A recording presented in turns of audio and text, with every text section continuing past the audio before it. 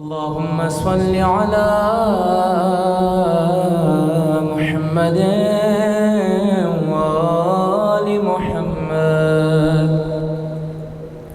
بسم الله الرحمن الرحيم. إلهي قلبي محجوب ونفسي معيوب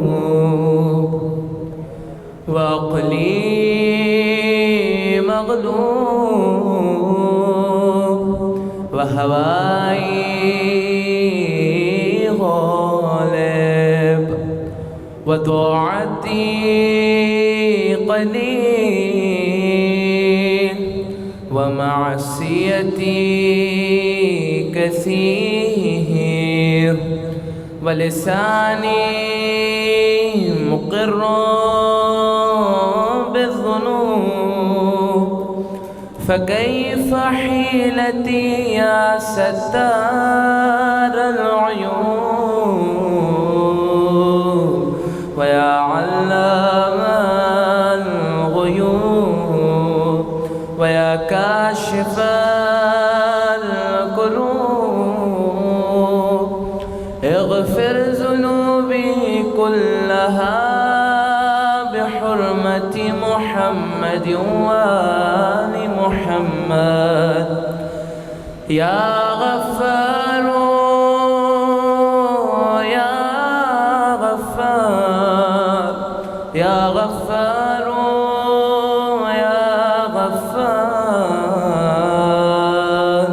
يا غفار يا غفار برحمتك يا أرحم الراحمين. صلوات. إن الله وملائكته يصلون على النبي يا أيها الذين آمنوا صلوا عليه وسلموا تسليما.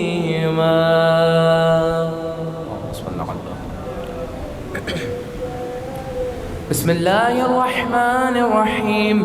عن جابر بن عبد الله الأنصاري عن فاطمة الزهراء عليها السلام بنت رسول الله صلى الله عليه وآله وسلم قال سمعت فاطمة عنها قالت دخل علي أبي رسول الله في بعض الأيام فقال السلام عليك يا فاطمة فقلت عليك السلام قال إني أجد في بدني ضعفا فقلت له أعيذك بالله يا أبتاه من الضعف فقال يا فاطمة ائتيني بالكساء اليماني فغطيني به فأعطيته بالكساء اليماني فغطيته به وصرت أنظر إليه وإذا وجهه يتلألأ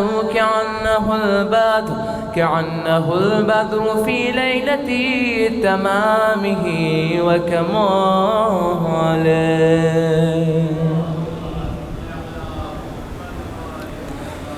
فما كانت إلا ساعة وإذا بولدي الحسن عليها السلام قد أقبل وقال السلام عليك يا أماه فقلت عليك السلام يا قرة عيني وثمرة فؤادي فقال يا أماه إن الشم عندك رائحة طيبة كأنها رائحة جد رسول الله فقلت نعم إن جدك تحت الكساء فأقبل الحسن نحو الكساء وقال السلام عليك يا جداه يا رسول الله أتأذن لي أن أدخل معك تحت الكساء فقال وعليك السلام يا ولدي ويا صاحب حوضي قد عذرت لك فدخلا معه تحت الكساء.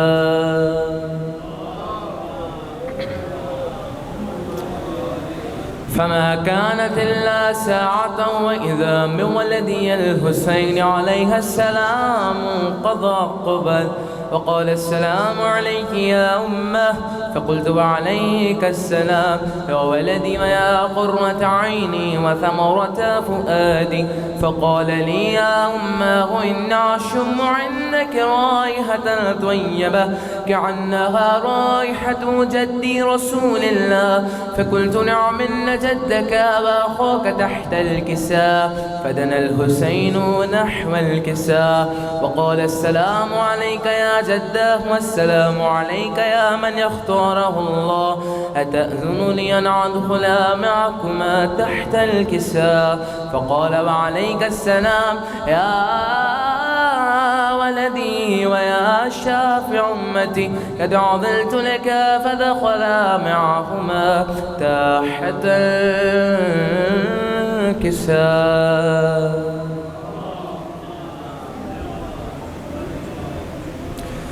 فأقبل عند ذلك أبو الحسن علي بن أبي طالب وقال السلام عليك يا بنت رسول الله. فقلت وعليك السلام يا أبا الحسن ويا أمير المؤمنين.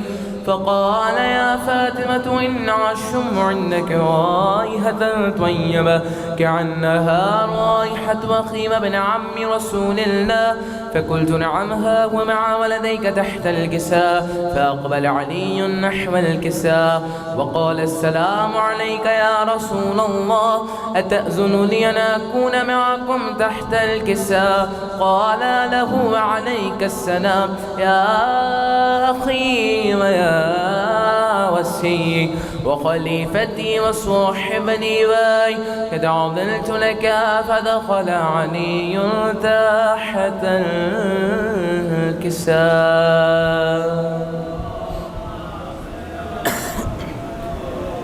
ثم أتيت نحو الكساء وقلت السلام عليك يا أبتاه يا رسول الله، أتأذن لي أن أكون معكم تحت الكساء؟ قال وعليك السلام يا بنتي ويا بضعتي، قد عضلت لك. فدخلت تحت الكساء فلما اكتملنا جميعا تحت الكساء أخذ عمي رسول الله بطرف الكساء وعومأ بيده اليمنى إلى السماء وقال اللهم إن هؤلاء أهل بيتي وخاستي ورحمتي، لحمهم لحمي ودمهم دمي، يؤلمني ما يؤلمهم ويحزنني ما يحزنهم. أنا حرب لمن حاربهم والسلم لمن سالمهم وعدو لمن عداهم ومحب لمن أحبهم. إنهم مني وأنا منهم، فاجعل صلواتك وبركاتك ورحمتك وغفرانك ورضوانك علي وعليهم، واذهب عنهم الرجس وطاهرهم تطهيرا.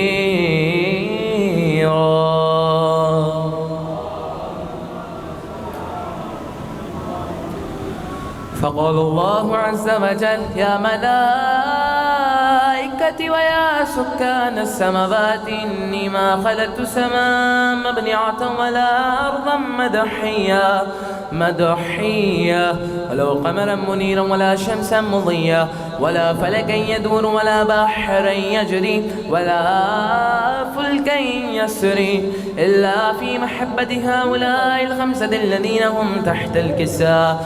فقال الأمين جبرائيل يا رب ومن تحت الكساء؟ فقال عز وجل هم أهل بيت النبوة ومعدن الرسالة، هم فاطمة وأبوها وبعلها وبنوها.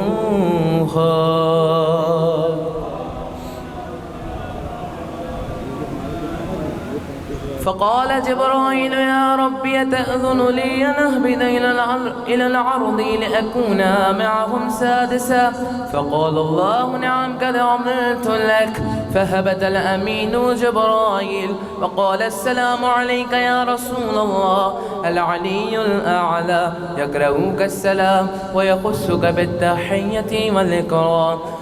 ويكون لك وعزتي وجلالي إني ما خلقت سماء مبنعة ولا أرضا مدحية ولا قمرا منيرا ولا شمسا مضيا ولا فلكا يدور ولا بحرا يجري ولا فلكا يسري إلا لأجلكم ومحبتكم فقد أذن لي أن أدخل معكم فهل تأذن لي يا رسول الله؟ فقال رسول الله وعليك السلام يا أمين وحي الله إنه نعم قد أذنت لك. فدخل جبرائيل معنا تحت الكساء فقال لأبي إن الله قد أوحى إليكم يقول إنما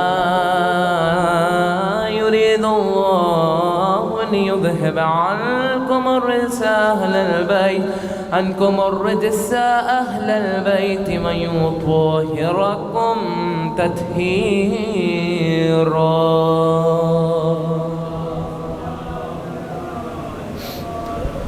فقال علي لأبي يا رسول الله أخبرني ما لجلوسنا هذا تحت الكساء من الفضل عند الله.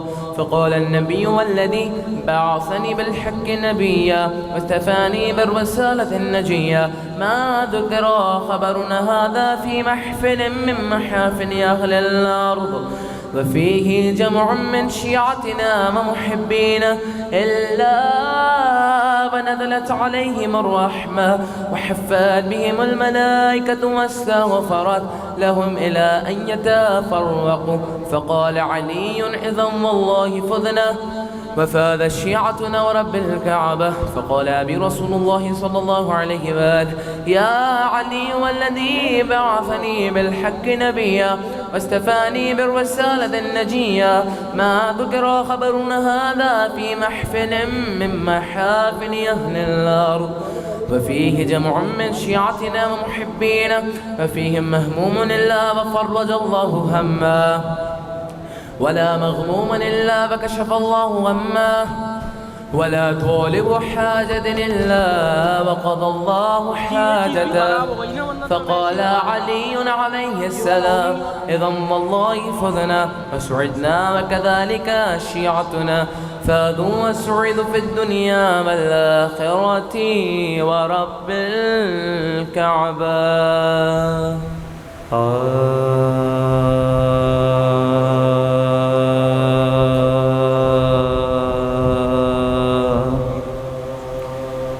حیدر کی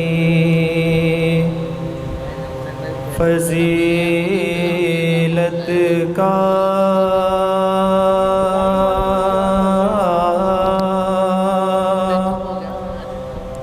بیان ہے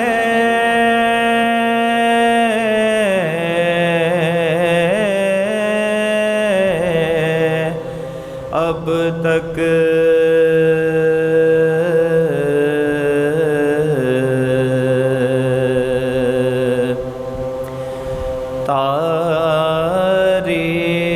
تاریخ زمانہ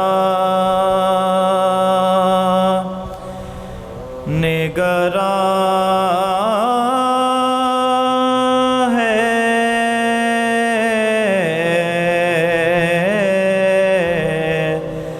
اب تک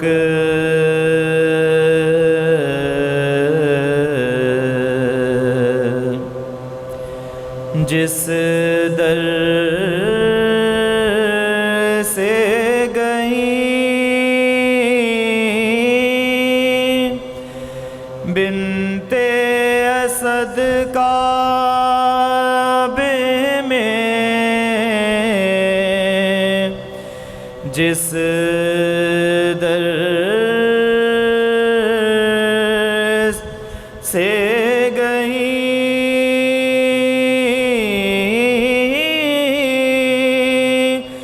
بنت اسد کعبے میں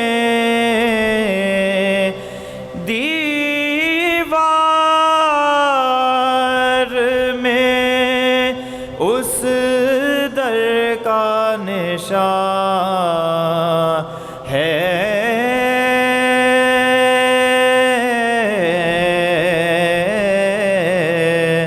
اب تک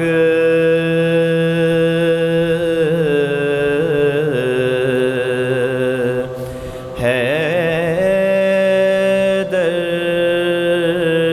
کی فضیلت کا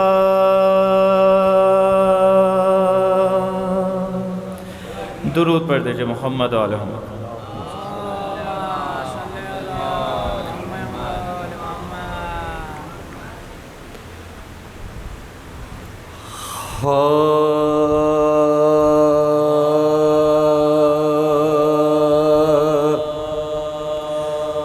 جب نام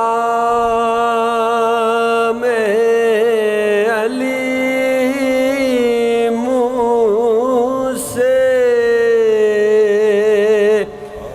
نکل جاتا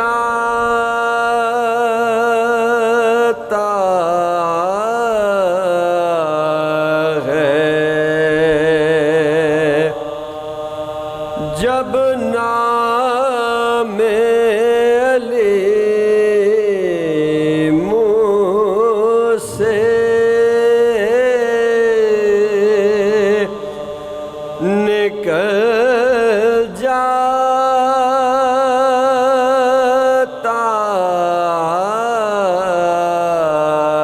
ہے، گر کو ہے مصیبت ہو تو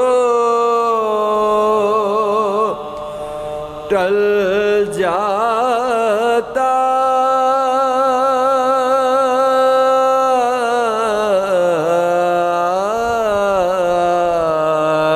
ہے،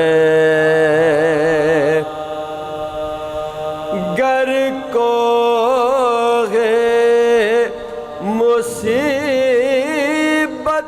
ہو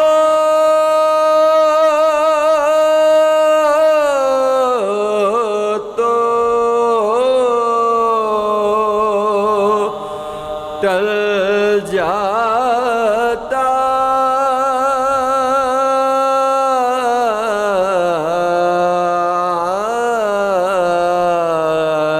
ہے. کیا نام ہے اس نام کے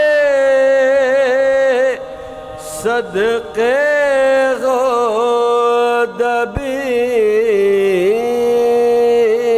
غودبیر، کیا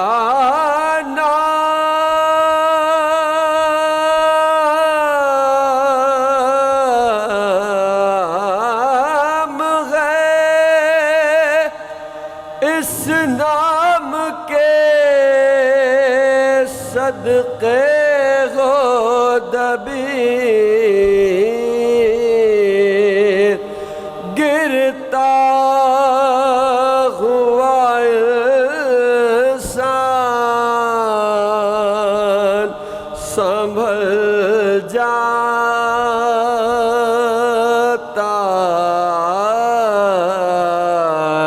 ہے.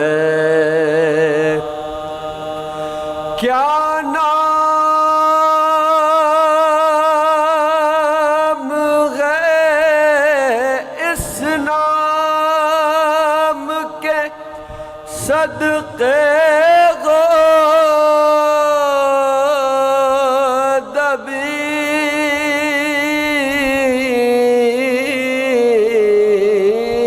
غودبیر، گرتا ہوا انسان سنبھل جاتا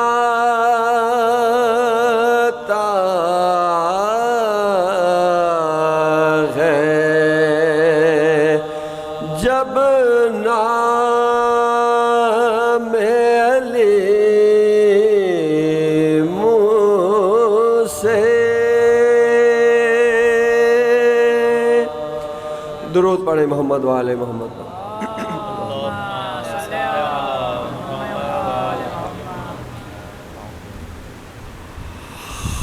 ہاں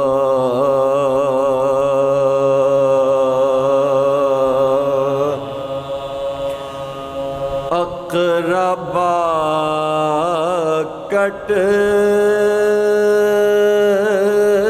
گئے جب شاغ کے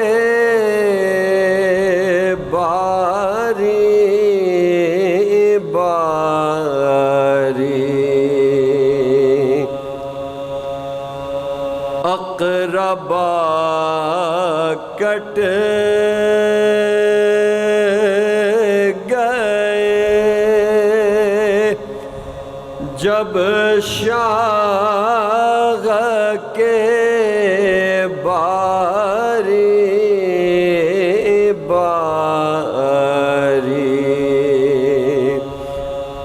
اور عدم چلنے کی اس شاغ نے کی تیاری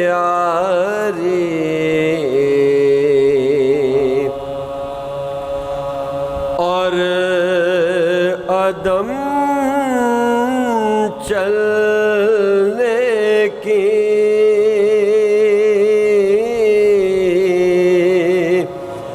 اس شاغ نے کی تیاری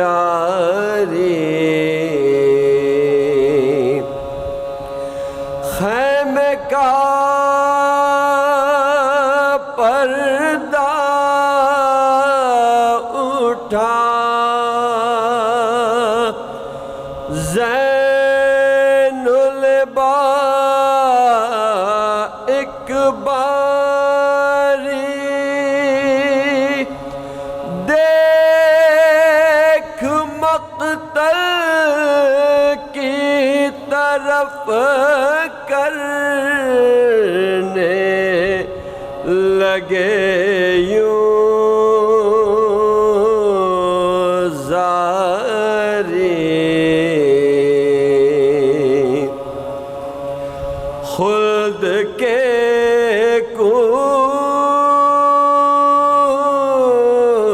کوچ میں ہم کو نہیں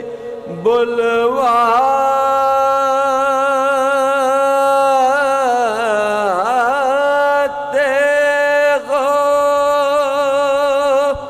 قافلے ہمیں چھوڑے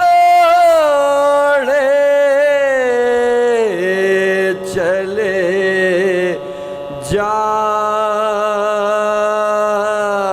جاتے ہو ہائے شہ کا کوئی نہ رہا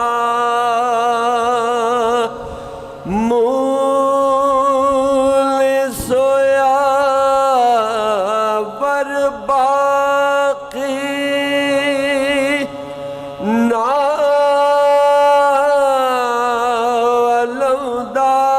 نالمدار رہے اور نہ لشکر باقی نہ رہے قاسم جرار نہ اکبر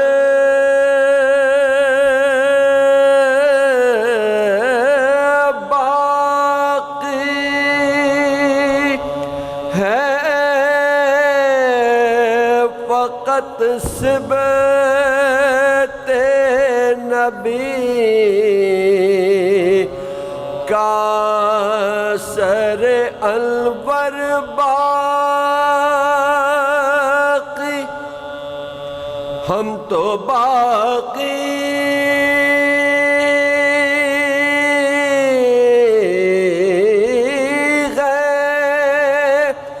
غم و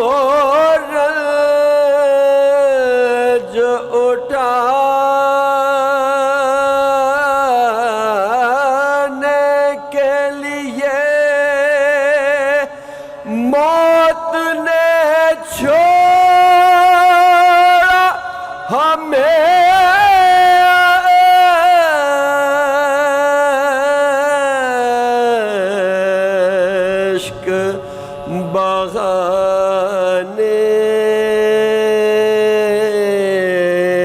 کے لیے اقربا کٹ گئے. سورہ فاتحہ.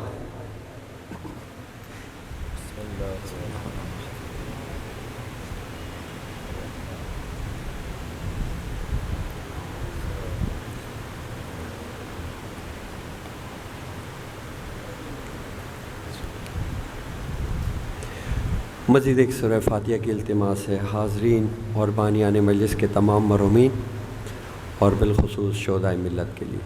اللہم صلی علی محمد وعلی آل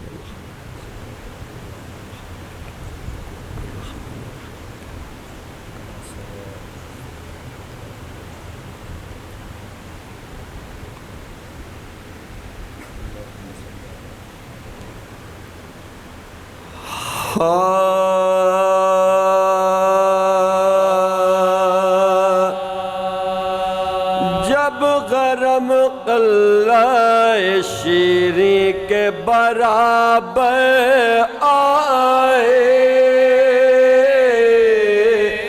جب غرم قلعہ شیریں کے برابر آئے، کعبے سے مولا میں لشکر آئے، کاغذ شیرین کے ارمان دل بر آئے، میرے مولا میرے سلطان میرے سرور آئے، مولا میرے سلطان میرے سرور آئے، نور حق شان خدا قدرت بارے دیکھو، جاؤ لوگوں میرے آقا کی سواری دیکھو، جل سے روشن ہے مدینہ وہ قمر آتے ہیں، جل کا معدن ہے نجف میں وہ گوہر آتے ہیں، جل کے گھر عرش پائے وہ میرے گھر آتے ہیں، یہ خبر اس کو نہ تھی نیز و پسر آتے ہیں، یہ خبر اس کو نہ تھی نیز و پسر آتے ہیں، کہہ رہی تھی کہ چراغ حرمین آتا ہے، اے مسلمانوں مبارک کے حسین آتا ہے، تھا خیال اس کو کہ چوگرد تو یاور ہوں گے، بیچ میں لشکر اسلام کے سرور ہوں گے، گھوڑوں پانا کا زینب کے برابر ہوں گے، پردہ محمل کا سنبھالے علی اکبر ہوں گے، قدم ہے مل کا سنبھالے علی اکبر ہوں گے عالم میں تھے نہ حشمت نہ زیبا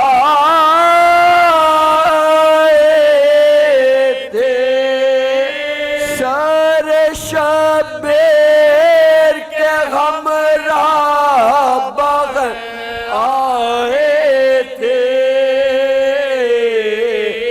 ناگہاں راغ میں برپا ہوا شور ماتم سن کے موفق ہوا دل ہل گئے ترا دیکھنے کو جو گئے تھے غشم شاہ عمر وہ زن و مرد پھرے خاک اڑاتے باغ وہ زن و مرد پھرے خاک اڑاتے باہر سخت بے چین ہوئے طالب آرام میں حسین دل پہ انگشت شہادت سے لکھا نام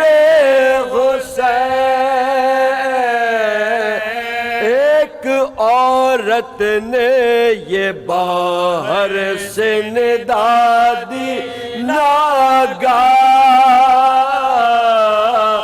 ہائے شیریں تیرے ارمان ملے خاک میں گھر کا گھر ہو گیا خاتون قیامت کا تباہ آل نبی مر گیا انا للہ وارث آل نبی مر گیا انا للہ ہم زیارت کو گئے تھے کہ یہ میں صد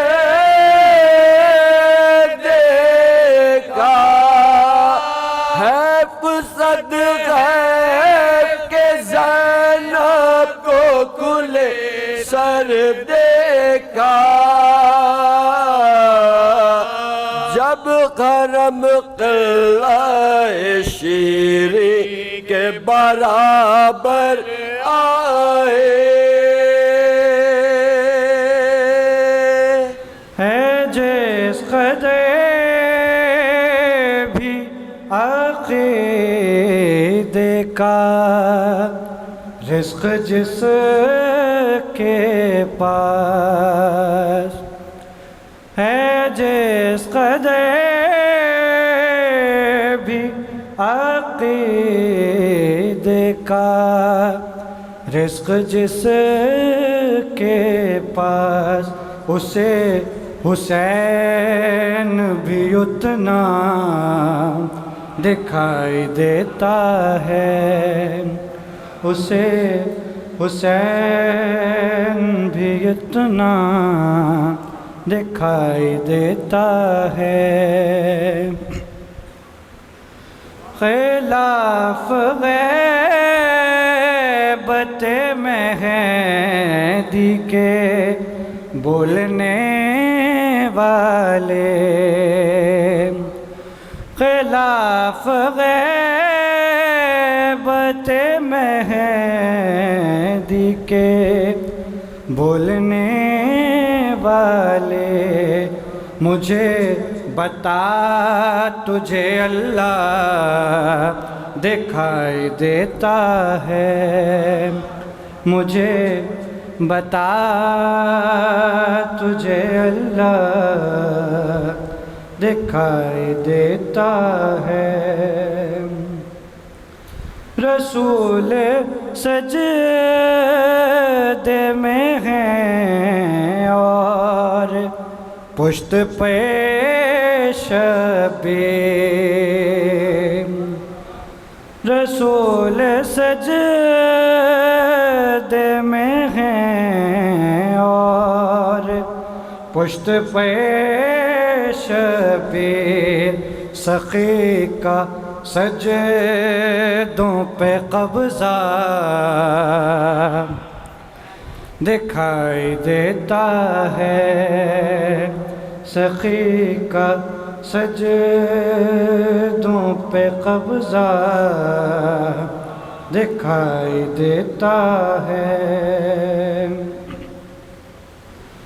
میرے حسین سے جو شخص ہو گیا منسوب، میرے حسین سے جو شخص ہو گیا منسوب، وہ ہے زمانے میں اعلیٰ دکھائی دیتا ہے۔ اور شعر آخری شعر ہے، دیکھیے گا۔ قسم خدا کی وفاؤں کا ہے خدا باز، قسم خدا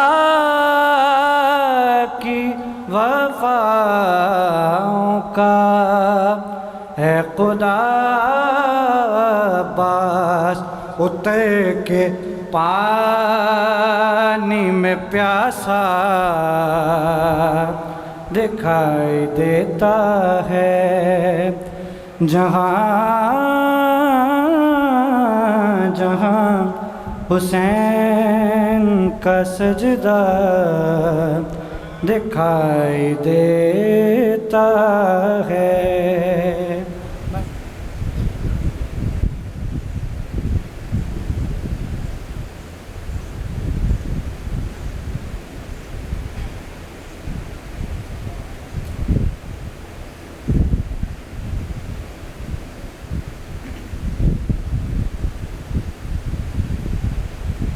اعوذ باللہ من الشیطان الرجیم، بسم اللہ الرحمن الرحیم،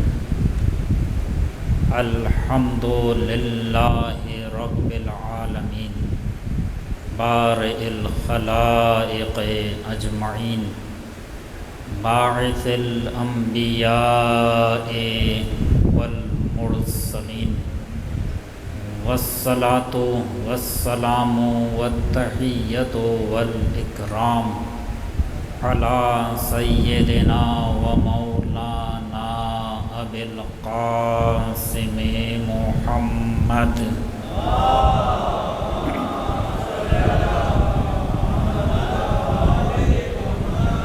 وعلى آلہ الطیبین الطاہرین المعصومین المظلومین الذین اذهب اللہ عنہم الرجس وطہرہم تطہیرا۔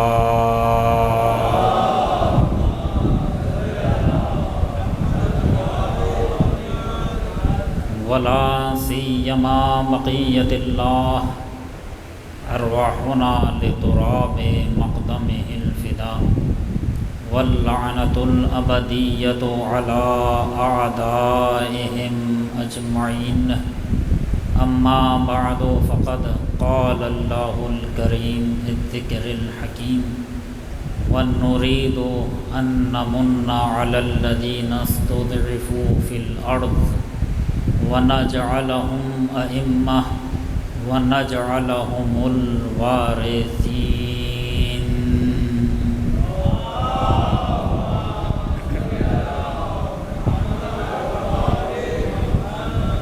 حضرات گرامی قدر، پروردگار عالم کا ارشاد گرامی ہے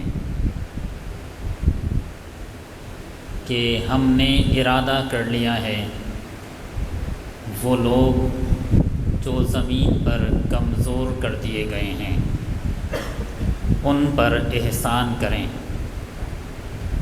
انہیں امام قرار دیں اور انہیں وارث قرار دیں۔ قرآن مجید میں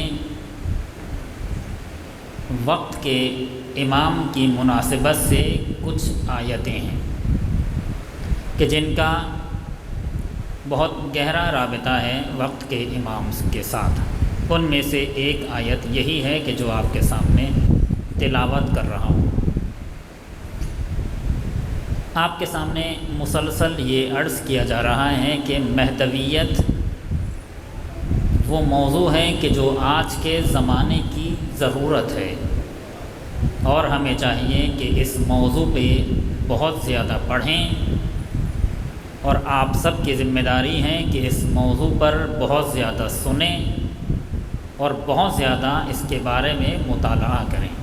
آج یہ سوچ رہا تھا کہ آج کون سے مباحث آپ کے سامنے پیش کروں، اور جب اس کی فہرست دیکھی تو اتنے زیادہ مباحث ہیں مہدویت کے عنوان کے ساتھ کہ ہمارے پاس دن کم ہیں اور بحثیں بہت زیادہ ہیں، تو بہت ہی جو چیدہ نکات اور چیدہ باتیں ہیں ہیڈ لائنز کی صورت میں آپ کے سامنے پیش کر رہا ہوں۔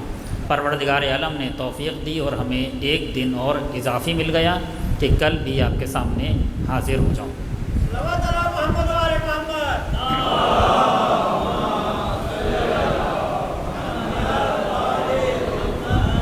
عزیزان گرامی، اور میں پھر کہوں کہ خاص طور پہ جوان توجہ کریں، بعض لوگ یہ غلط فہمی رکھتے ہیں، یہ غلط فہمی ہے، بعض لوگ یہ غلط فہمی رکھتے ہیں کہ امام کے ظہور پر بات تمام ہو جائے گی، جبکہ امام کے ظہور پر بات تمام نہیں ہوگی، بلکہ اس وقت سے بات شروع ہوگی۔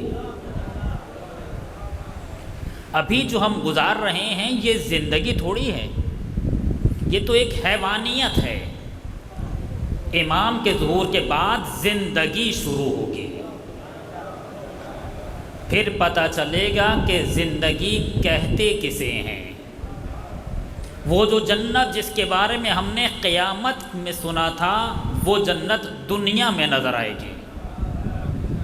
اللہ کے صفات دنیا میں ظاہر ہو جائیں گے، جس طرح سے پروردگار عالم کے صفات قیامت میں ظاہر ہو جائیں گے، ایسے ہی پروردگار کے صفات دنیا میں ظاہر ہو جائیں گے۔ کتنے ایسے صفات ہیں جو پروردگار عالم کے دنیا میں ظاہر نہیں ہوئے، امام ان تمام صفات کو آنے کے بعد ظاہر کر دیں گے۔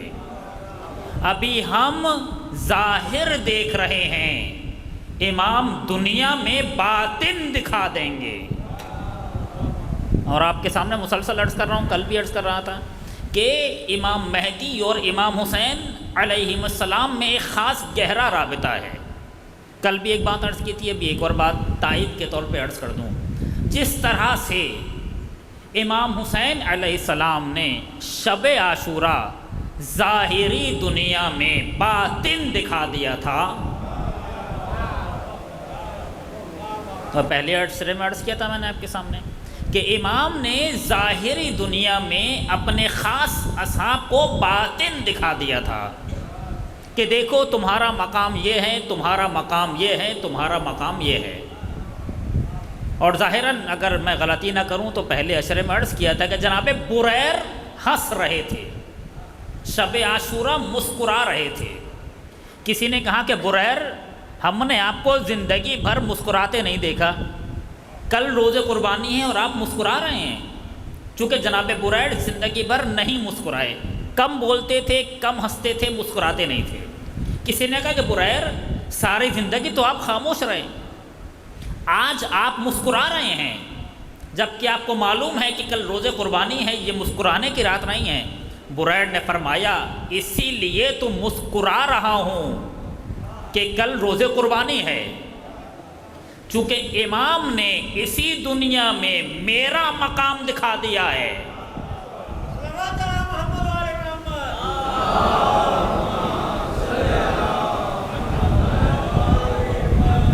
اب تک جو میں نہیں مسکرا رہا تھا اس کی وجہ یہ تھی کہ میں خائف تھا، میں پریشان تھا کہ میرا انجام کیسا ہوگا۔ آج معلوم ہو رہا ہے کہ میرا انجام بالخیر ہونے والا ہے۔ نہیں جملہ بدل دوں، آج معلوم ہو رہا ہے کہ میرا انجام بالحسین ہونے والا ہے۔ کہ جس کا انجام بالحسین ہو جائے، جس کا انجام بالخیر ہو جائے، وہ دنیا میں تائید لے کر جا رہا ہے۔ اور اس کے علاوہ بہت ساری باتیں ہیں، جیسے امام حسین علیہ السلام نے اسی دنیا میں رہتے ہوئے اپنے اصحاب کو باطن دکھا دیا تھا، بالکل ایسے ہی امام آنے کے بعد اس دنیا میں ہم سب کو باطن دکھا دیں گے۔ اور وہ کیا باطن ہوگا آپ کو معلوم ہے نا؟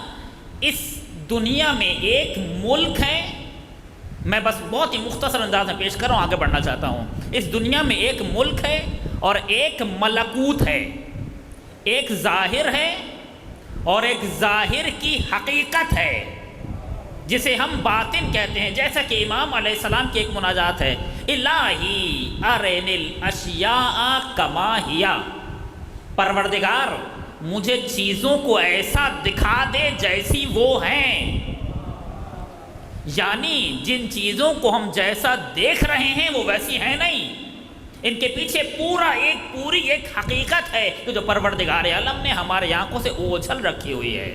جب امام کا ظہور ہو جائے گا تو حقائق آشکار ہو جائیں گے، چیزوں کی حقیقتیں دکھنے لگیں گی۔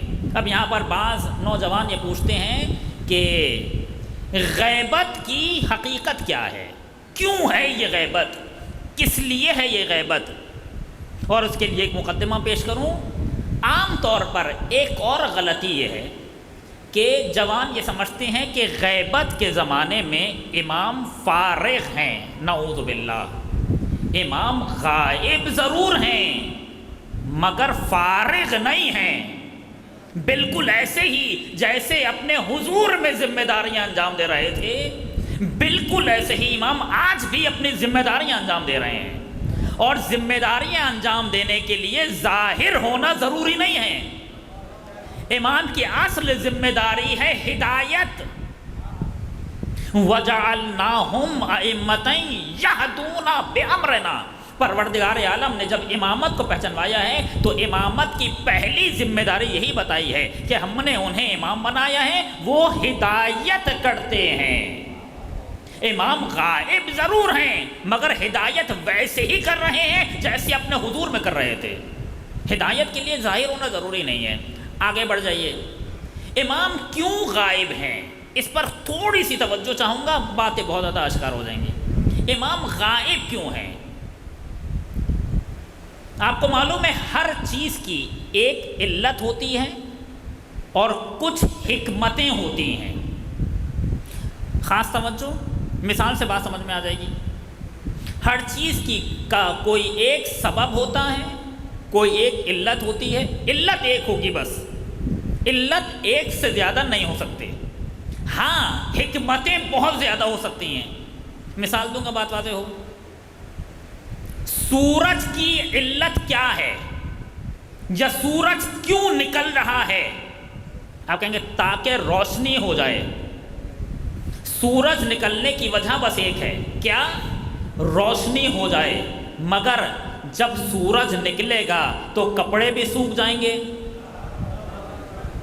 سبزی بھی پک جائے گی، اور نہ جانے کتنے ایسے کام ہیں جو سورج نکلنے کے بعد انجام پائیں۔ وٹامن ڈی مل جائے گا، صحت اچھی ہو جائے گی۔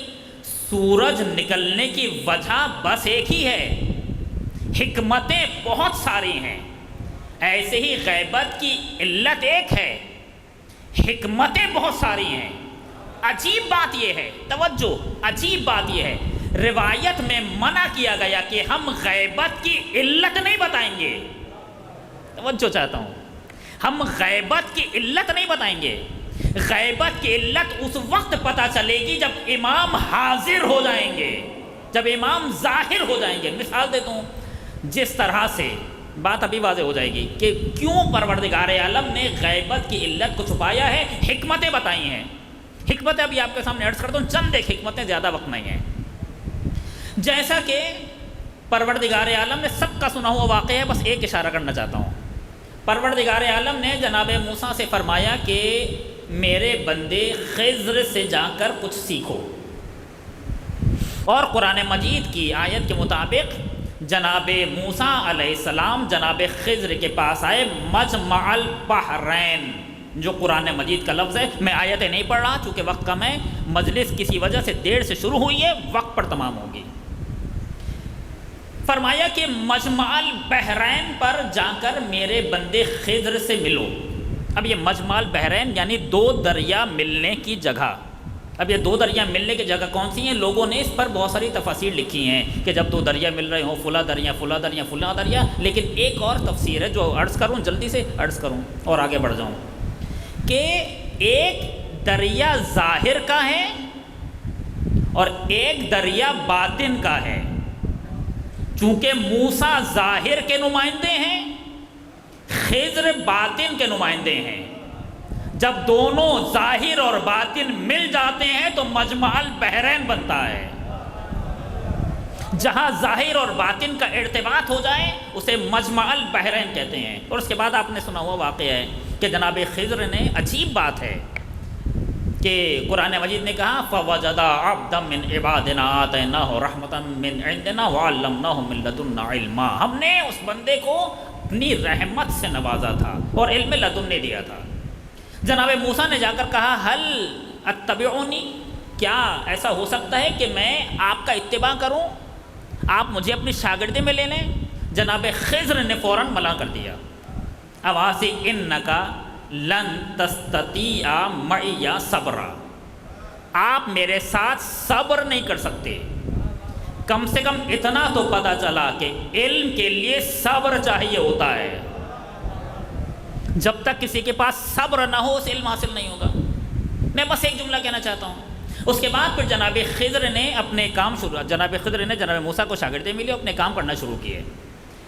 جناب موسیٰ روکتے رہے، توجہ چاہتا ہوں، جناب موسیٰ روکتے رہے، جناب خضر اپنے کام کرتے رہے، یہاں تک کہ جب دونوں کی جدائی کا وقت آیا تو جناب خضر جو اب تک خاموش تھے انہوں نے حکمتیں بتانا شروع کی۔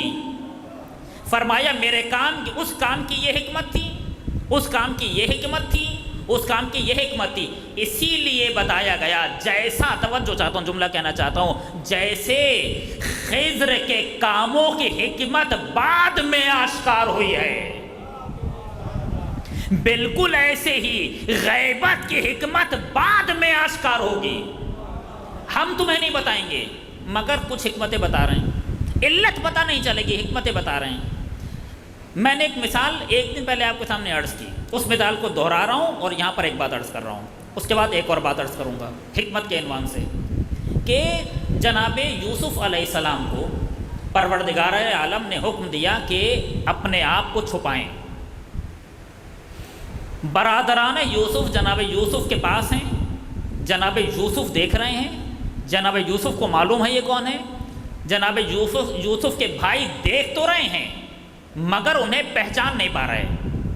اور اب یہ بات اس سے آگے عرض نہیں کی تھی، اب عرض کر رہا ہوں کہ پروردگار کا حکم ہے جناب یوسف کو کہ اپنے آپ کے بارے میں نہ بتائیں۔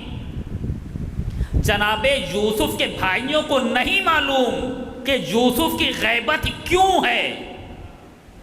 توجہ چاہتا ہوں، جناب یوسف غائب ہے نا، میں ابھی آج ہی عرض کروں گا آپ کے سامنے، جناب یوسف کے بھائیوں کو نہیں معلوم کہ یوسف غائب کیوں ہیں، مگر پروردگار چاہتا ہے کہ یوسف غائب رہیں تاکہ ان کے بھائیوں میں رشد ایجاد ہو اور اس قابل ہو جائیں کہ توبہ کر لیں۔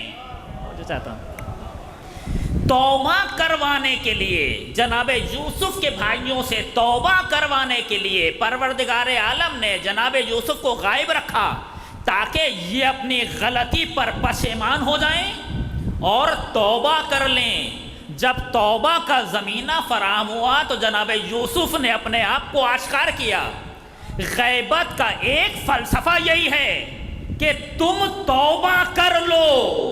جو چاہتا ہوں تم توبہ کر لو، جب تمہارے یہاں رشد کا زمینہ فراہم ہو جائے گا تو ہم بھیج دیں گے اپنے ولی کو۔ پہلی بات، اگلے مرحلے پر آئیے، بہت ہی حساس مرحلہ، اب اس کو ذرا توجہ سے سنیے گا، عجیب حساس مرحلہ۔ مولا آپ جتنے میں مارتا ہوں، میں جس طرح سے مارتا ہوں جنگ کے میدانوں میں، آپ اس طرح نہیں مارتے، اس طرح قتل نہیں کرتے۔ میں دیکھتا ہوں کہ آپ کی تلوار جب چلتی ہے تو آپ بہت ہی توجہ کے ساتھ اور رک رک کے دیکھ دیکھ کر قتل کرتے ہیں، وجہ کیا ہے؟ سامنے تو منافقین ہیں یا کافر ہیں، وجہ کیا ہے کہ آپ اس طرح سے توجہ کے ساتھ رک رک کر دیکھ دیکھ کر قتل کرتے ہیں؟ آواز دی، میں دیکھتا ہوں کہ اس کی نسل میں کوئی مومن تو نہیں ہے۔ یہ بات آپ نے سنی ہے، یہاں سے استفادہ کر رہا ہوں روایت پڑھنے کے لیے۔ میں دیکھتا ہوں کہ اس کی نسل میں کوئی مومن تو نہیں ہے۔ اگر اس کی نسل میں کوئی مومن آ رہا ہے، اس مومن کے احترام میں اسے چھوڑ دیتا ہوں تاکہ مومن دنیا میں آ جائے۔ کسی نے امام صادق علیہ الصلاۃ والسلام سے پوچھا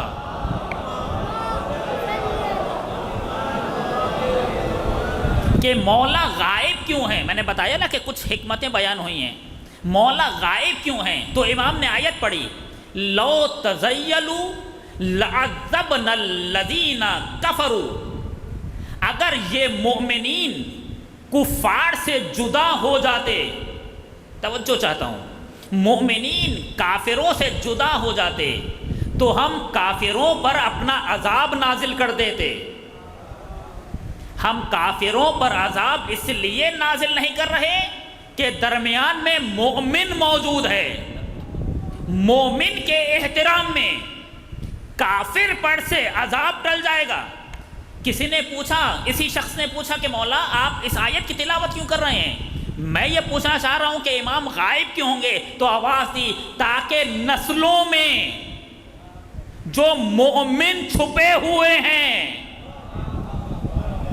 جب تک نسلوں میں چھپے ہوئے مومن آشکار نہ ہو جائیں، پروردگار اپنے حجت کو نہیں بھیجے گا۔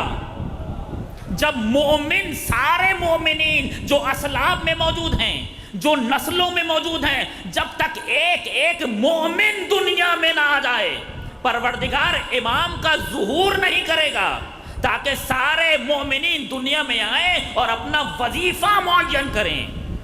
اور آگے بڑھ جائیے، امام کی غیبت، اس پر اور توجہ، امام کی غیبت پہلی غیبت نہیں ہے۔ چونکا دینے والی بات، جوانوں کے لیے عرض کر رہا ہوں، بزرگوں نے تو سنی ہوں گی ساری باتیں، تائید کر دیں ممنون مشکور۔ امام کی غیبت پہلی غیبت نہیں ہے۔ پروردگار عالم نے جب بھی ہمیں کسی آزمائش میں ڈالا ہے، توجہ، پروردگار نے جب بھی ہمارا کوئی امتحان لیا ہے تو پہلے امتحان کی تیاری کروائی ہے۔ جب تک پروردگار نے امتحان کی تیاری نہیں کروائی، امتحان نہیں لیا۔ امام کی غیبت ایک آزمائش ہے، پروردگار عالم نے اس آزمائش کی پہلے تیاری کروائی ہے۔ توجہ چاہتا ہوں، پروردگار عالم نے اس آزمائش کی پہلے تیاری کروائی ہے۔ انبیاء کو غیبت میں رکھا ہے۔ جناب ادریس 20 سال غیبت میں رہے ہیں، جناب نوح 460 سال غیبت میں رہے ہیں، جناب عیسیٰ 250 سال غیبت میں رہے ہیں، جناب ابراہیم بھی غیبت میں رہے ہیں، جناب اسماعیل بھی غیبت میں رہے ہیں، اس کے علاوہ دوسرے انبیاء بھی غیبت میں رہے ہیں۔ غیبت کا فلسفہ اسی وقت آشکار ہوا جب نبی نے خود آ کر بتایا۔ جو چاہتا ہوں، جب تک نبی نے خود آ کر نہیں بتایا، قوم کو معلوم نہیں ہوا کہ نبی غائب کیوں ہیں۔ لہذا پروردگار عالم نے اس غیبت کے لیے ہمیں پہلے تیاری کروائی کہ تیار ہو جاؤ، غیبت آنے والی ہے۔ نہ یہ توجہ چاہتا ہوں، اگر آپ اہل بیت کی زندگی اٹھا کر دیکھیں، میں جلدی ہیڈ لائنز کی صورت پڑھ رہا ہوں، کل آخری دن ہے۔ اگر آپ اہل بیت کی سیرت اٹھا کر دیکھیں، 7ویں امام کے زمانے سے امام لوگوں سے غائب ہیں۔ کیوں غائب ہیں؟ اس لیے کہ زندان میں ہیں، قید ہیں، لوگوں کی نظروں سے اوجھل ہیں. خاص طور پر 10ویں اور 11ویں امام لوگوں کے درمیان ہے ہی نہیں، لوگوں سے رابطہ ہے ہی نہیں، لوگوں سے بات نہیں کر پا رہے، لوگ ان سے بات نہیں کر پا رہے. اور انہوں پروردگار عالم نے ہلکے ہلکے لوگوں کے ذہنوں کو بنانا شروع کیا کہ دیکھو ہماری آخری حجت غائب ہونے والی ہے، تو جو تمہاری یہاں ذمہ داری تھی، توجہ چاہتا ہوں، وہی تمہاری وہاں ذمہ داری ہوگی. جب 10ویں اور 11ویں امام تمہارے سامنے نہیں ہیں تو کیا ذمہ داریاں ختم؟ کہا نہیں، ذمہ داریاں ختم نہیں ہوئیں. امام نظروں سے اوجھل ضرور ہیں مگر اطاعت ویسے ہی کرنی ہے جیسے ان کے حضور میں کیا کرتے تھے. آگے بڑھیے. میں کہہ رہا ہوں نا ہیڈ لائنز کی صورت میں جلدی جلدی عرض کر رہا ہوں. امام کی عمر کا مسئلہ، اتنی عمر کس کی ہو سکتی ہے؟ کون اتنی عمر گزار سکتا ہے؟ میں چند ایک مثالیں دوں گا، بات واضح ہو جائے گی. کون اتنی عمر گزار سکتا ہے؟ 1100 سال سے زیادہ عمر ہے. شیطان.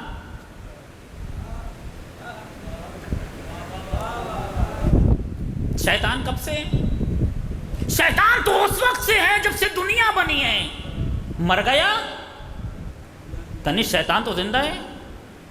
شیطان زندہ رہ سکتا ہے، اللہ کا ولی زندہ نہیں رہ سکتا. نہیں، اسے تو اللہ نے زندہ رکھا ہے، انہیں بھی اللہ نے زندہ رکھا ہے. اور نہ یہ کہ، توجہ چاہتا ہوں، عجیب بات ذہن میں آ گئی، نہ یہ کہ جب پروردگار عالم نے، اب کتنی ساری باتیں ذہن میں آ رہی ہیں، میں کہنا چاہ رہا ہوں کہ جلدی جلدی ہیڈ لائنس کی صورت میں جلدی باتیں عرض کروں. کل آخری دن ہے ہمارے پاس، تاکہ جوانوں کے سامنے عرض کروں کہ اس موضوع پر کام ہونا چاہیے.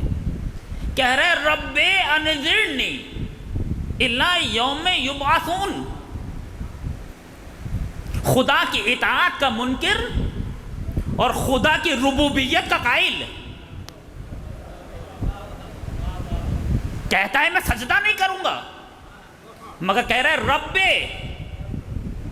اطاعت نہیں کر رہا مگر خدا کی ربوبیت کا قائل ہے.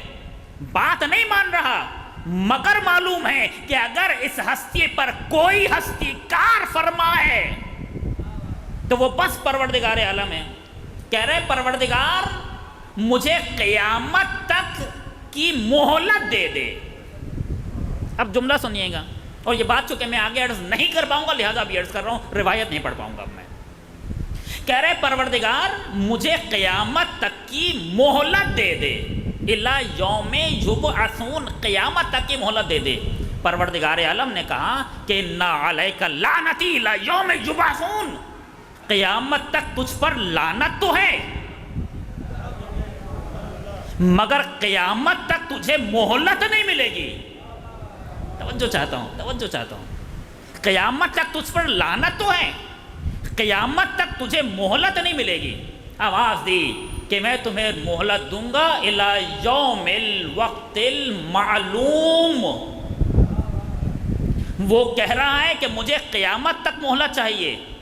پروردگار کہہ رہا ہے کہ تمہیں ایک معینہ مدت تک کے لیے مہلت دی جا رہی ہے. یہ معینہ مدت کیا ہے؟ توجہ چاہتا ہوں، یہ معینہ مدت کیا ہے؟ وہ کہہ رہا ہے قیامت تک. پروردگار نے حاشیہ لگایا، قیامت تک نہیں ملے گی، قیامت تک لعنت ملے گی، مہلت نہیں ملے گی. مہلت معینہ مدت تک کے لیے ملے گی. روایت نے کہا یہ معینہ مدت ظہور تک کی مدت ہے. یہ معینہ مدت ظہور تک کی مدت ہے. جب امام تشریف لائیں گے تو شیطان کو بھی ماریں گے اور شیطانوں کو بھی ماریں گے، قتل کریں گے، امام قتل کریں گے. آپ سوچئے، جو میں پہلے مجلس کے پہلے شروع میں کہہ رہا تھا، سوچئے جس دنیا میں شیطان نہ ہو وہ دنیا کتنی پرسکون دنیا ہوگی، کیسی دنیا ہوگی کہ جہاں پر باطن آشکار ہو جائے گا. امام شیطان کو قتل کر دیں گے، شیطان کے ماننے والوں کو بھی قتل کر دیں گے، کتنوں کو تو زمین سے نکال کے قتل کریں گے. صلوات بر محمد و آل محمد.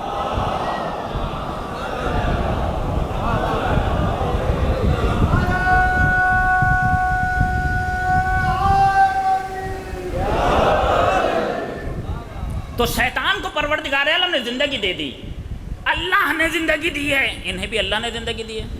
آگے بڑھیے. آوازی لولا انہو کانا من المسبحین للبث فی بطنہ الی یوم یبعثون. عجیب، یہ ساری آیتیں قرآن مجید کی ہیں. اگر یونس مچھلی کے پیٹ میں ہماری تسبیح کرنے والے نہ ہوتے تو ہم انہیں قیامت تک زندہ رکھتے. اس کا مطلب یہ ہے کہ پروردگار کسی کو قیامت تک زندہ رکھ سکتا ہے. اگر وہ چاہ لے تو پروردگار زندہ رکھ سکتا ہے، اور پروردگار زندہ رکھتا ہے.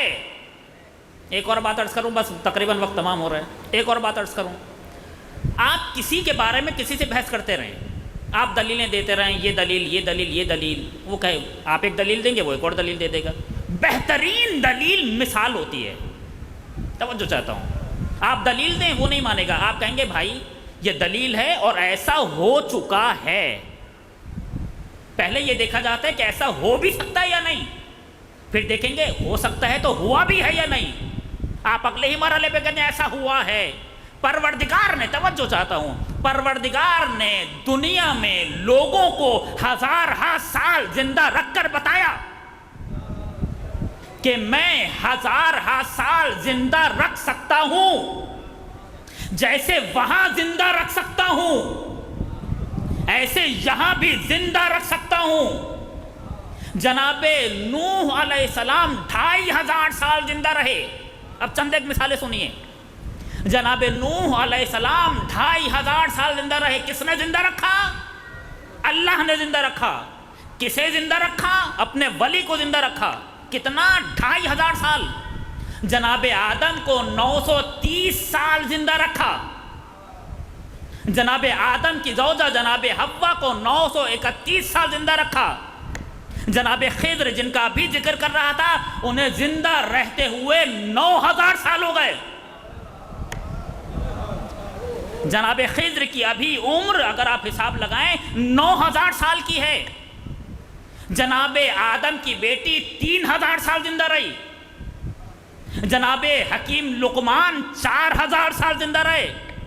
اور نہ جانے کتنی چیزیں ہیں، کتنی عمریں ہیں جو پروردگار عالم نے رکھی ہیں. پروردگار نے بتایا جیسے تاریخ میں میں نے زندہ رکھا ہے ایسے حال میں بھی زندہ رکھ سکتا ہوں. نہیں، وہاں تو مصلحت خدا تھی.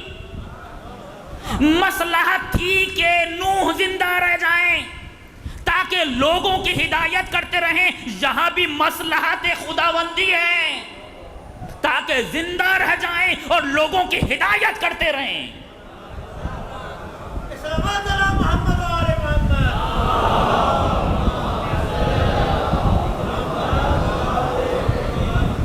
آج کے بارے میں آخری بات عرض کروں. پروردگار عالم کی سنت ہے کہ جب بھی پروردگار کا کوئی ولی مصیبت اٹھائے گا تو پروردگار اس مصیبت کے نتیجے میں نجات دے گا. یہ سنت ہے تاریخ میں پروردگار عالم کی. مثال دوں گا بات واضح ہو جائے گی. جب بھی پروردگار، مثال دوں گا ابھی، جب بھی پروردگار کا ولی کوئی مصیبت اٹھائے گا تو پروردگار اس مصیبت اٹھانے کے نتیجے میں ولی کو اجر دے گا. اور چونکہ ولی نے مصیبت اٹھائی ہے اس مصیبت اٹھانے کے نتیجے میں نجات دے گا. سامنے کی مثال جو ابھی عرض کرا تھا آپ کے سامنے، جناب یوسف کنویں کی گہرائی میں گئے، اس کے بعد غلام بنا دیا گیا.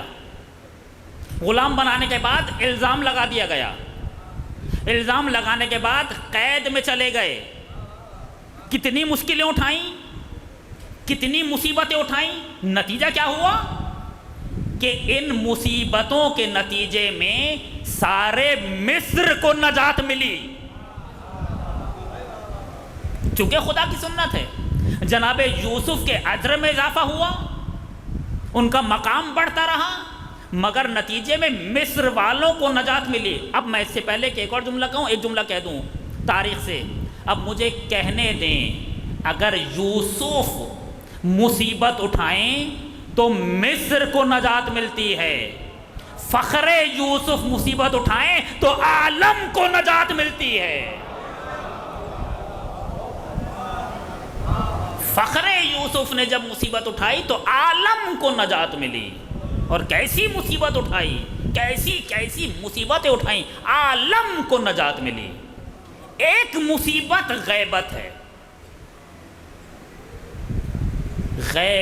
غائب، یہ بات اب کل عرض نہیں کر سکوں گا تو آج ہی عرض کر دوں. غائب رہنا، غائب پروردگار کی صفت ہے.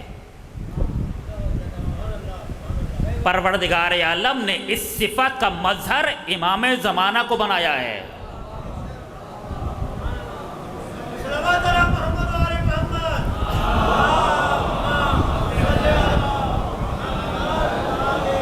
بسم اللہ الرحمن الرحیم.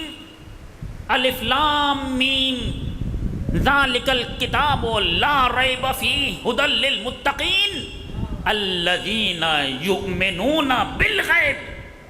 مومن وہ ہے جو غیب پر ایمان رکھتا ہے. بتائیے آج کے زمانے میں غیب پر ایمان کون رکھ رہا ہے؟ خود روایت نے کہا یہاں غیب سے مراد غیبت امام زمانہ ہے. مومن وہ ہے جو غیبت امام زمانہ پر ایسے ہی ایمان رکھتا ہوگا جیسا ان کے حضور میں ایمان رکھتا ہوگا. میرے بھائیوں پر میرا سلام. اب میں روایت نہیں پڑھ رہا، متن نہیں پڑھ رہا، جلدی. میرے بھائیوں پر میرا سلام. یا رسول اللہ آپ کے بھائی کون ہیں؟ کون سے بھائی؟ فرمایا جو آخری زمانے میں آنے والے ہیں. اور تم اصحاب ہو، بھائی نہیں ہو. میرے بھائی آخری زمانے میں آئیں گے. یا رسول اللہ وہ آپ کے بھائی کیوں ہیں؟ آواز دی، وہ نہ دیکھ کر ایمان رکھیں گے. تم دیکھ کر ایمان رکھ رہے ہو. ممکن ہے جوانوں کا بھی سمجھ میں نہ آیا ہو. میں سامنے کی بات کروں اور بات حل ہو جائے گی، سمجھ میں آ جائے گی. تم دیکھ کر ایمان رکھ رہے ہو، وہ نہ دیکھ کر ایمان رکھ رہے ہیں. اگر کوئی آپ سے آ کر کہے کہ 12 نہیں 13 امام ہیں، آپ مانیں گے؟ نہیں مانیں گے. دیکھا ہے؟ نہیں دیکھا ہے. نہ دیکھ کر اتنا ایمان. اور جو وہاں حاضر تھے، کوئی 6 اماموں پہ رک گیا، کوئی 7 اماموں پہ رک گیا، کوئی 5 اماموں پہ رک گیا. جو دیکھ کر ایمان نہیں رکھ پا رہے، اس سے کہیں زیادہ ہم بغیر دیکھے ایمان رکھ رہے ہیں. یہی ہے الذین یؤمنون بالغیب. یہ وہ لوگ ہیں جو غیب پر ایمان رکھتے ہیں. غائب اللہ کی صفت ہے. اللہ نے یہ صفت امام کو دی ہے. غائب سے مراد یہ نہیں ہے کہ حاضر نہیں ہے. اللہ غائب ہے، کیا مطلب؟ اللہ کہیں چلا گیا ہے؟ جی نہیں، یہی ہے، یہی ہے. ہم نہیں دیکھ پا رہے، وہ ویسے ہی کر رہا ہے جیسے کرنا چاہیے، مگر ہم دیکھ نہیں پا رہے. اس کا کمال یہ ہے کہ غائب رہ کے کر لیتا ہے. پروردگار عالم نے اپنی اس صفات کا مظہر امام مہدی کو بنایا. یہ غائب رہیں گے، غائب رہ کر ایسے ہی کر لیں گے جیسے حاضر رہ کر کیا کرتے تھے. ویسے ہی ذمہ داریاں ادا کریں گے جیسا حاضر رہ کر ذمہ داری ادا کرتے تھے. کہ غائب ضرور ہیں، ظاہر نہیں ہیں، مگر حاضر ہیں، مگر حاضر ہیں. اگر یقین نہ آئے تو اپنے دل کی گہرائیوں میں جھانک کر دیکھو. تمہارے دل میں وہ مقام رکھتے ہیں جو کہیں اور نہیں ہیں. دلوں میں جھانکو، اپنی مجلسوں میں دیکھو. اب میں نہیں سناتا یہ واقعات، مگر سنا دیتا ہوں. آج خود مخالف بھی ہوں، نہیں سنانا چاہیے. آیت اللہ سیستانی کے والد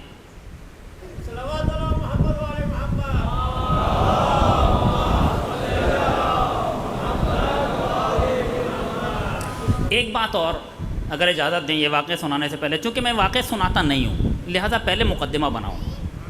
منع کیا گیا ہے، خبردار کوئی ہمیں دیکھنے کا دعویٰ نہ کرے، خبردار خبردار کوئی ہمیں دیکھنے کا دعویٰ نہ کرے. مگر طول تاریخ میں ایسے واقعات رونما ہوئے ہیں کہ جن سے خود امام نے آ کر ملاقات کی ہے اور انہوں نے بتایا ہے کہ ہم سے ملاقات ہوئی. کیا مراد ہے؟ ایک جواب میں یہاں دے دوں، پھر اور بہت سارے جوابات ہیں. اگر کوئی یہ دعویٰ کرے کہ میں جب چاہتا ہوں امام سے مل لیتا ہوں، یہ جھوٹا ہے. خبردار اس کی بات پر یقین نہ کرنا. مگر جب وہ چاہیں تو مل لیں، یہ ممکن ہے چونکہ ان کے ہاتھ میں اختیار ہے. اب یہ مقدمہ ہے تو اب سنیے. ہم چاہیں تو نہیں مل سکتے، وہ چاہیں تو مل سکتے ہیں. اب سنیے، یہی بس آج کے بارے میں آخری بات، پھر کل سے عرض کروں گا. آیت اللہ سیستانی کے والد نے ایک وظیفہ، آیت اللہ باقر سیستانی بڑا نام تھا، انہوں نے ایک وظیفہ کیا، ظاہراً 40 دن زیارت عاشورہ، کہ کسی طرح سے امام سے ملاقات ہو جائے، کسی طرح امام کو دیکھ لوں، ملاقات ہو جائے. اور اگر اجازت دے تو ایک جملہ اور کہہ دوں، ہمیں یہ حکم نہیں دیا گیا کہ امام کو دیکھیں، البتہ دیکھنے کی آرزو ہے. کون ہے جسے دیکھنے کی آرزو نہیں ہے؟ مگر ہمیں حکم یہ نہیں دیا گیا کہ دیکھیں، ہمیں حکم دیا گیا ہے کہ بغیر دیکھے اطاعت کریں. وہ ہم نے کرنی ہے. ہاں دیکھنے کا کس کا دل نہیں چاہتا؟ کون مومن ہے جس کا دیکھنے کا دل نہ چاہے؟ لیکن جو نہیں دیکھ پا رہا اس نے اطاعت کرنی ہے. اور انہوں نے پھر وظیفہ کیا کہ کسی طرح سے میری ملاقات ہو جائے. کہتے ہیں 40ویں دن میرا دل یہ کہہ رہا تھا کہ آج میری ملاقات ہو جائے گی، اور میں پھر اندر سے ایک عجیب سی کیفیت تھی، اور جہاں میرا دل کہہ رہا تھا میں وہاں جا رہا تھا، مجھے نہیں معلوم میں کیا کر رہا ہوں، اور میں اپنے اختیار سے باہر تھا. یہاں تک کہ میں گھر کے سامنے آ کر رک گیا. گھر کا دروازہ کھلا، سامنے ایک جنازہ رکھا ہوا تھا، اندر حضرت کھڑے ہوئے تھے.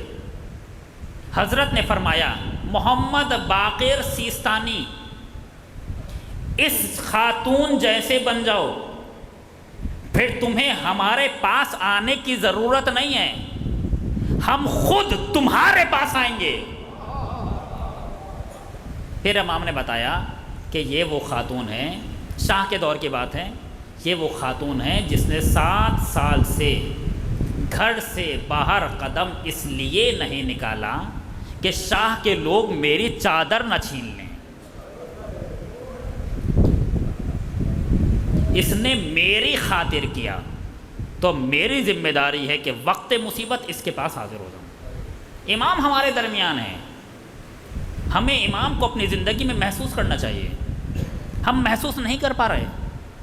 کل میں نے کہا تھا کہ ہمیں عادت ہو گئی ہے، ہمیں عادت نہیں ہونی چاہیے. احساس رہنا چاہیے کوئی آئے گا. امام کی غیبت، سارے کام چل رہے ہیں، سب ہو رہے ہیں، 10,000 روپے کھو جائیں تو بے چین ہو جاتے ہیں. امام نہیں مل رہے اور دل کی کیفیت کو فرق ہی نہیں ہے. مگر جب زمینہ فراہم ہو جائے، کل یہیں سے بات شروع کروں گا، کل آخری مجلس ہے، جب زمینہ فراہم ہو جائے گا، جب زمینہ فراہم ہو جائے گا، یصلحہ اللہ فی لیلۃ، اللہ ایک رات میں ساری اصلاح کر دے گا. حضرت کا ظہور ہو جائے گا، حضرت کا ظہور ہو جائے گا. یہی وہ ظہور ہے، میں کیا کروں کہ نہیں ہے وقت، کاش عرض کر پاؤں. یہی وہ ظہور ہے جس کی خاطر امام حسین نے قربانی دی. کاش اس کے بارے میں کبھی عرض کر پاؤں، یہ خود ایک موضوع ہے. اگر کربلا نہ ہوتی تو ظہور بھی نہ ہوتا. اگر کربلا نہ ہوتی تو ظہور بھی نہ ہوتا. ظہور ہوگا چونکہ کربلا ہے. کربلا زمینہ فراہم کرے گی ظہور کے لیے. کربلا ظہور کے لیے راستہ فراہم کرے گی. ظہور کا راستہ کربلا سے ہو کر گزرتا ہے، کوئی اور راستہ ہے ہی نہیں. حسین ابن علی نے اسی لیے میں نے عرض کر دیا کہ شب عاشوراء یاد کیا ہے امام کو، یاد کیا ہے امام کو. اور صرف امام حسین نے نہیں، سارے اماموں نے امام مہدی کو یاد کیا ہے. چونکہ سارے اماموں کی، اب یہ بات بھی نہیں عرض ہو پائے گی، بس یہ ہیڈ لائنز کی صورت میں سن لیجئے، چونکہ سارے اماموں کی امید امام مہدی کے ذریعے سے پوری ہوئی. امیر المومنین جو چاہتے تھے وہ امام مہدی پورا کریں گے، امام حسن جو چاہتے تھے وہ امام مہدی پورا کریں گے. امام حسین نے جس لیے کربلا برپا کی وہ امام مہدی کے ذریعے سے پورا ہوگا. امام سجاد نے جو مصیبتیں دیکھیں تاکہ امام مہدی وہ کریں جو یہ چاہتے ہیں. امام باقر، امام صادق، امام کاظم، امام رضا، امام جواد، امام نقی، امام عسکری، سب نے مل کر آخری حجت کے لیے راستہ فراہم کیا. اسی لیے امام صادق نے فرمایا لو خدمتہ لو ادرکتہ لخدمتہ ایام حیاتی، اگر میں اس زمانے کو درک کر لیتا تو حضرت کی ساری عمر خدمت کرتا. یہ کون کہہ رہا ہے؟ امام کہہ رہے ہیں کہ اگر میں حضرت کا زمانہ درک کر لیتا تو ساری عمر حضرت کی خدمت کرتا. چونکہ سب کی تمنا امام مہدی کے ذریعے سے پوری ہوگی. اور امام مہدی فرما رہے ہیں کہ اے جد مظلوم، میں صبح و شام آپ پر گریہ کرتا ہوں، اور جب آنسو ختم ہو جاتے ہیں تو خون روتا ہوں.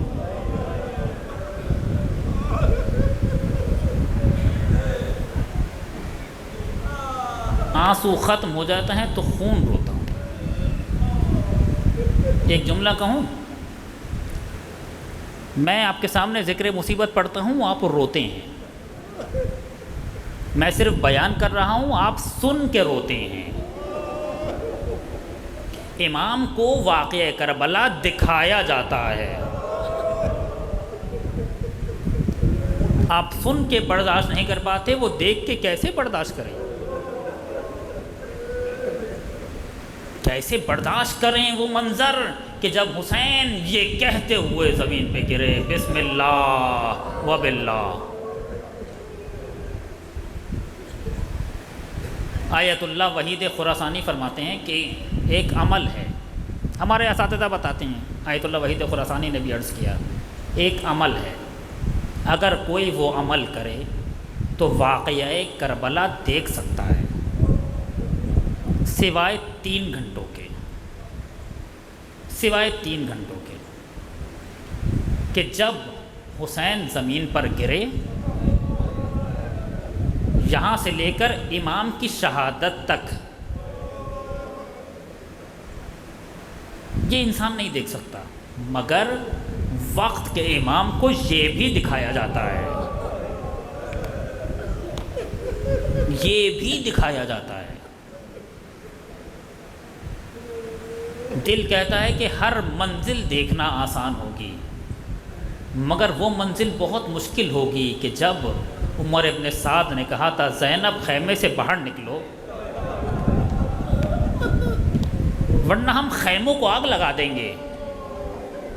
زینب نے کہا کہ میں اپنے اختیار سے خیمے سے باہر نہیں آؤں گی. اس کے بعد کہنے لگا لگا دو خیام حسینی کو آگ. اور ابھی زینب خیمے سے باہر نکلی تھی کہ آواز دی زینب کی چادر بھی چھین لو. شام غریبہ پہلی رات ہے کہ جب زینب نے بغیر چادر کے گزاری ہے، بغیر خیمے کے گزاری ہے. اور اس کے بعد کہنے لگے انہیں لے چلو کوفے کے بازاروں میں، انہیں لے چلو کوفے کے درباروں میں. کوفے کے دربار لے کر آئے، مقتل نے لکھا ہے کوفے کے دربار لے کر آئے. تشت میں حسین کا سر رکھا ہوا تھا اور ایک طرف علی کی بیٹی کھڑی ہوئی تھی. زینب کوفے آئی ہیں، اس سے پہلے بھی زینب کوفے آئی تھیں، مگر اس سے پہلے جب زینب کوفے آئی تھیں تو شہزادی بن کر آئی تھیں. آج زینب قیدی بن کر آئی ہیں. زینب کو رسیوں سے باندھا ہوا ہے اور زینب دربار میں کونے میں کھڑی ہوئی ہیں۔ اسی اثنا میں ابن زیاد نے کہا کہ مختار ثقفی کو لے آؤ، مختار کو لے کر آؤ، مختار کو دکھاؤ ہم نے مختار کے مولا کے ساتھ کیا کیا ہے۔ مختار کو لے کر آئے، مقتل نے لکھا مختار نے دیکھا تشت میں سر حسین رکھا ہوا ہے۔ جیسے ہی مختار کی نگاہ زینب پر پڑی،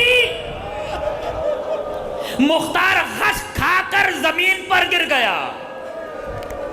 میں کہوں گا مختار تم سے برداشت نہیں ہو رہا، کوئی سید سجاد کے دل سے پوچھے۔ اور اسی اثنا میں ابن زیاد نے خطبہ دینا شروع کیا۔ خطبہ دیتے دیتے اس نے ایسا جملہ کہا کہ میں آپ کے سامنے نقل نہیں کر سکتا۔ درمیان میں سے ایک شخص کھڑا ہوا جس کا نام ہے عبداللہ ابن عفیف۔ اس نے کہا ابن زیاد تو جھوٹا ہوگا، تیرا باپ جھوٹا ہوگا، تو میرے مولا کے لیے ایسا جملہ کہہ رہا ہے، تو جھوٹا ہے، تیرا باپ جھوٹا ہے۔ ابن زیاد نے پوچھا یہ کون ہے؟ تو کسی نے کہا یہ علی کا شاگرد عبداللہ ابن عفیف ہے۔ کہا گرفتار کر لو عبداللہ کو۔ ابن زیاد کے سپاہی عبداللہ کو گرفتار کرنے کے لیے آگے بڑھے۔ جیسے ہی آگے بڑھے عبداللہ کے قبیلے والے کھڑے ہوئے۔ ابن زیاد عبداللہ کو ہاتھ نہ لگانا، یہ کہہ کر وہ عبداللہ کو دربار سے باہر لے آئے۔ جملہ کہوں یہ سارا منظر زینب دیکھ رہی تھی۔ عجب نہیں نجف کا رخ کر کے کہا ہو اے بابا، عبداللہ کے اتنے چاہنے والے، آپ کی بیٹی بغیر چادر کے کھڑی ہوئی ہے۔ عبداللہ گھر آئے، بیٹی نے عبداللہ کو دیکھا، بابا سب خیریت ہے؟ کہا بیٹی میری ایک آنکھ صفین میں ضائع ہو گئی تھی، مجھے کچھ نظر نہیں آتا تھا، ایک آنکھ جمل میں چلی گئی تھی، میں سوچا کرتا تھا کہ خدا نے مجھے زندہ کیوں رکھا ہوا ہے۔ مقتل نے لکھا ہے، عبداللہ کہتے ہیں آج سمجھ میں آ رہا ہے کہ خدا نے زندہ کیوں رکھا ہوا تھا، اس لیے کہ ابن زیاد کو رسوا کرنا تھا۔ میرا مقصد حیات پورا ہو گیا، اب مجھے یقین ہے میں جانے والا ہوں۔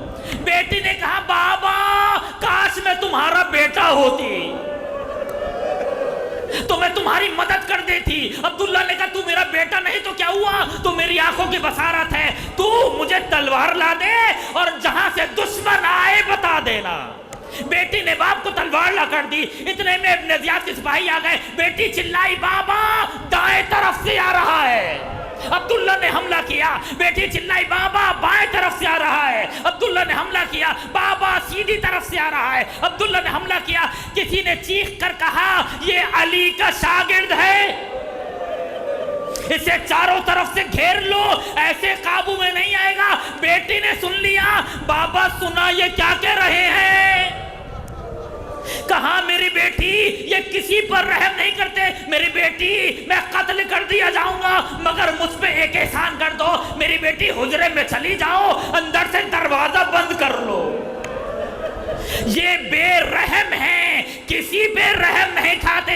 بیٹی حجرے میں چلی گئی، بیٹی نے دروازہ بند کر لیا۔ عبداللہ کو سکون سے موت آ گئی، جانے نثار ہو جائیں اس قتیل بے نوا پر کہ جب شمر امام کے سینے پر چڑھا ہوا تھا، ادھر زینب دوڑ رہی تھی، ادھر بچے خیمے سے نکل رہے تھے۔ اسی لیے مقتل نے لکھا، زیارت ناہیہ نے کہا جب جان نکل رہی تھی تو سانسیں رک گئی تھی، سانس نہیں نکل رہی تھی۔ کیسے دم نکل جاتا جس کے بچے اس حالت میں ہوں، جس کی بہنیں اس حالت میں ہوں، وہ کیسے سکون سے چلا جائے۔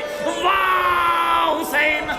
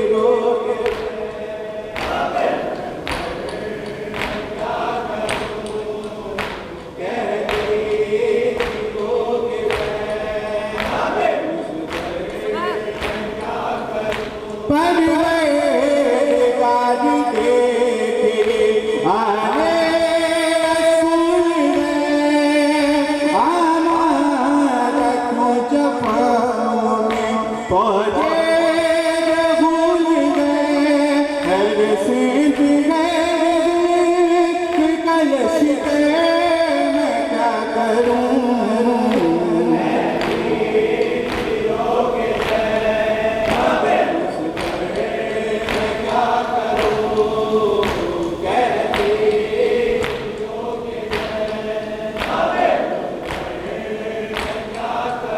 پیاسوں پہ چل چکی اب شمشیر عزم کی روتی ہے میرے گال پہ مقتل پہ کسی کوئی نہیں ہے موت سجا دے میں کیا کروں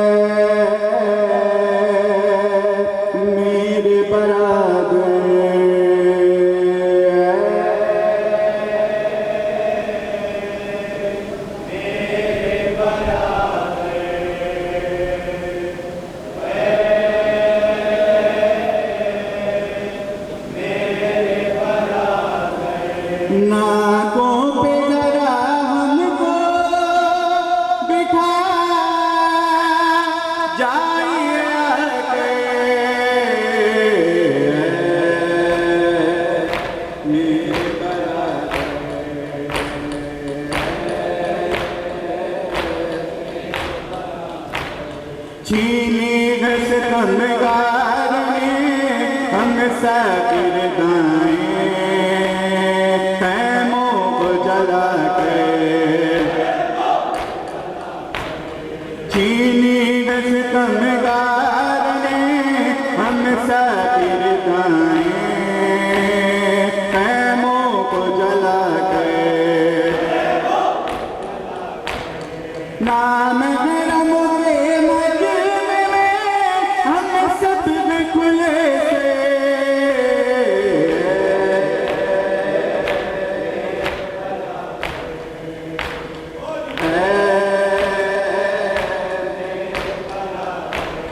بہتا لہو کانوں سے اس ظلم جفا سے روتی ہے سکینہ بہتا لہو کانوں سے اس ظلم جفا سے روتی ہے سکینہ رخسار پہ مارے تماچے لگاوے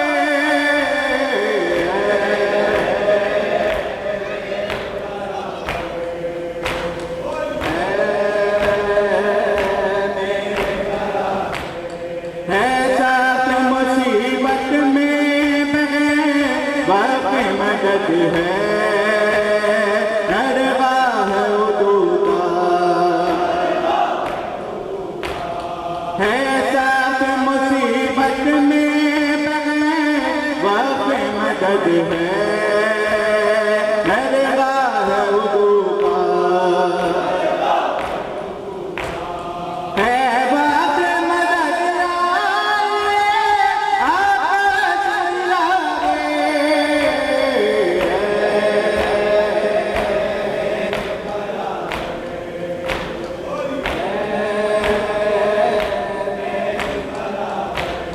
ہم شیر شہ والا امیر سوئے ازادہ جب کر دکھنوہا